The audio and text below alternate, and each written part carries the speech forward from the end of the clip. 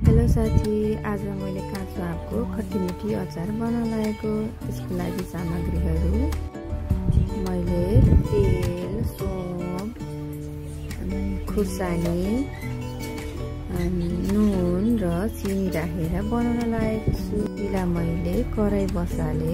कराईमा मैले आवश्यकता अनुसार तेल राखे।